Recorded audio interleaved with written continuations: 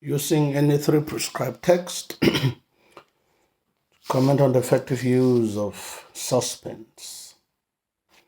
In Lake God, the sound of Fibon has not been heard in the land since the coronation of the fawn. And when the men hear Fibon moving towards the palace, they wonder what is taking place. And they are carrying someone on a stretcher, tied with ropes. And the fawn himself wonders whom the person is, and he runs away, because the fawn does not see a corpse. Secondly, the women decide to starve their husbands of food and sex through the oath of sealed lips. And we ask so many questions at what will be the result. Will the men react? Will the men take a firm decision? And we are able to see the men deciding to abduct the fawn when it is already too late.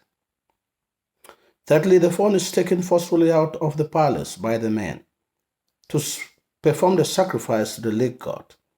And the reader is very much anxious to find out if they will succeed.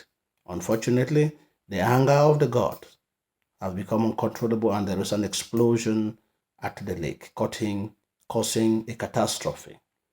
In a walk in the night, Michael Adonis summarily dismissed from his place of work, and we wonder what will become of him as we see him go to the bar and drink alcohol and goes back home very drunk and frustrated. Secondly, Michael Adonis kills Mr. Doughty in a fit of frustration and runs away from his house. We begin to wonder if the real culprit will be arrested, apprehended, and brought to justice. Thirdly, Constable Rat puts up a manhunt for Willie Boy, who is accused because he had been spotted leaving the apartment building in a rush. And we begin to wonder whether Willie Boy will be caught or he will escape. In the same manner, he is shot and thrown behind the van, on the way to the police station, and we begin to wonder if he will survive this attempt. In Across the Mongolo, Ngwe is mad, and there are many interrogations as what might have been the cause of Ngwe's madness.